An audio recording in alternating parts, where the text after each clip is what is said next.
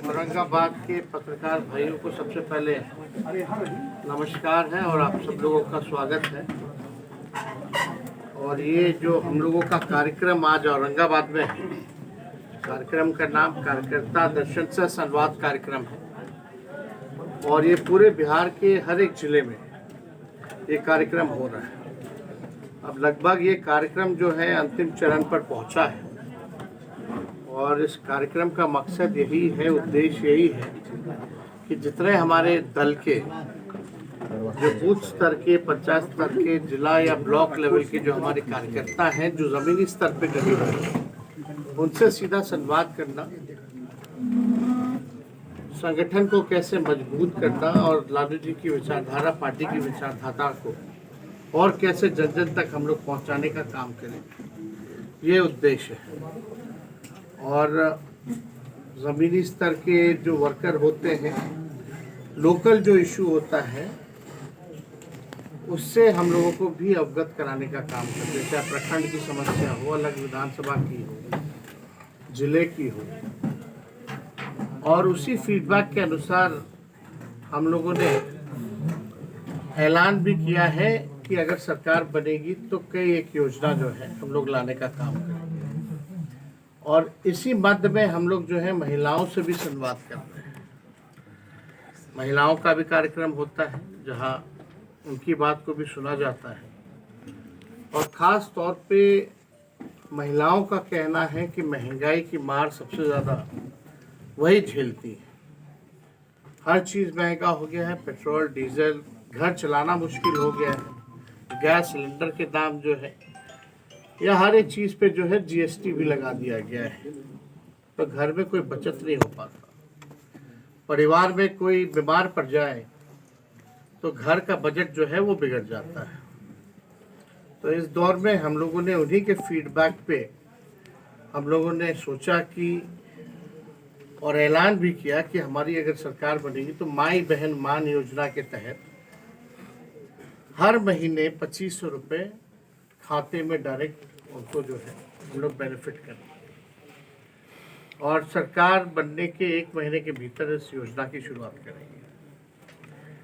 बिजली smart meter से लोग परेशान हैं, जो फीडबैक मिला। लैंड सर्वे जो दाखिल खारिज हो रहा है, भ्रष्टाचार बहुत ज़्यादा हो रहा है, लोग उससे भी तबाह हैं, जो फीडबैक मिला। तो हम लोगों ने कहा कि 200 यूनिट फ्री में बिजली हम लोग देंगे, क्योंकि बिहार में बिजली का जो रेट है, पूरे देश में सबसे महंगा बिजली अगर उपलब्ध होता है तो बिहार में होता है। हम लोग लोगों को मुहैया कराएंगे। साथ ही साथ जो वृद्धा पेंशन है, एक इंजन अपराध में है, एक इंजन भ्रष्टाचार में है।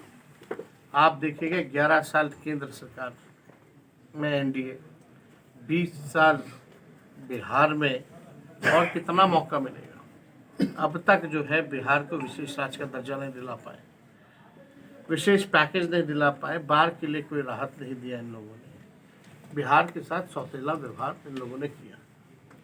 जितना गुजरात के लिए किया उतना बिहार के लिए नहीं, कुछ भी नहीं किया। कोई चीनी मिल चालू नहीं करा पाए।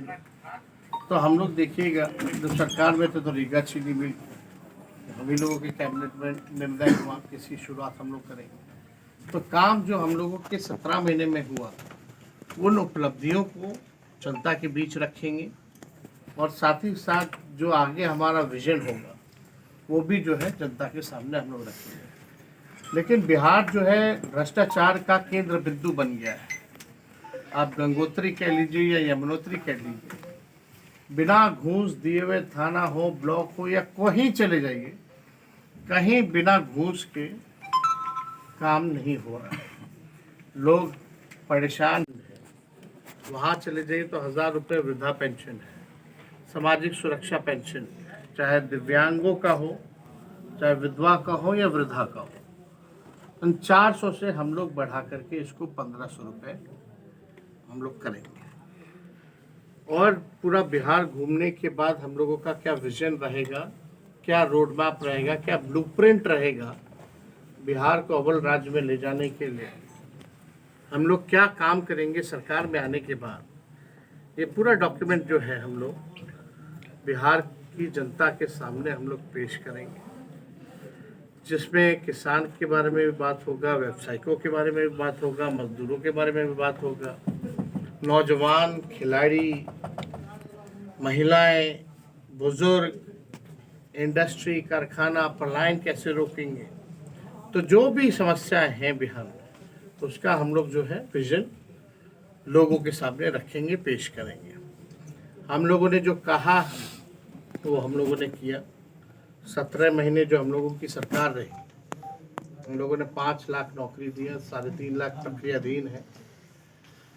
कोई पेपर लीक नहीं होता था, आज जैसे हो रहा है, या पहले हम लोगों को पहले आने से पहले सरकार में भी पेपर लीक हुआ 18 साल, अभी फिर शुरू हो गया। नियोजित शिक्षकों को राजकीय कर्मी का दर्जा दिया, 4.5 लाख नियोजित शिक्षक जो थे।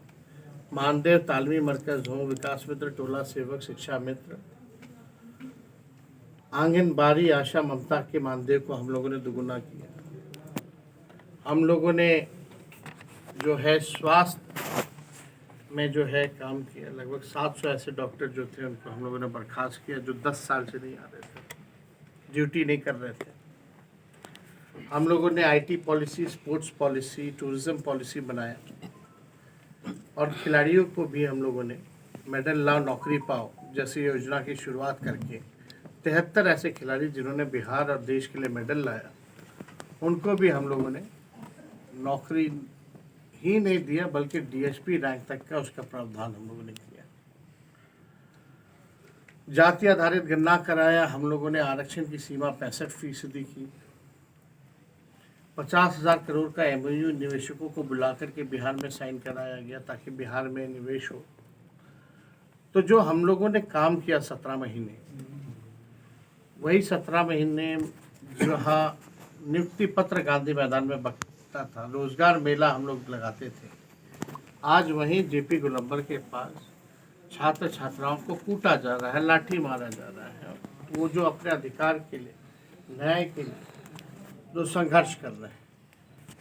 पहले नौजवानों के चेहरे पे खुशी थी, 17 महीने एक उम्मीद थी कि बहालियाँ निकल रही है, नौकरी मिल रहा है, कोई पेपर लीक नहीं हो रहा।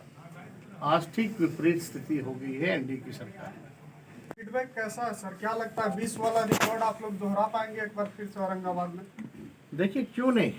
आप देखिएगा, पिछले बार तो हम लोग लगभग सरकार बना ही लिए थे, और यहाँ 6 सीट भी थी। यहाँ सारा सीट हम लोग जीते। शाहाबाद का इलाका हो या दक्षिण बिहार का इलाका हो, हम लोगों ने काफ़ी बेहतरीन प्रदर्शन यहाँ किया, और हम लोगों को पूरा विश्वास है कि जिस तरीके से सरकार यहाँ चल रही है, लोग परेशान हैं, आहत हैं, और 17 महीने हम लोगों की भी सरकार को देखा है, तो हमें पूरा विश्वास है कि इस बार औरंगाबाद जो है, या पूरे बिहार में, चाहे उत्तर बिहार हो, सीमांचल का इलाका हो, कोसी का इलाका हो, मिथिलांचल का इलाका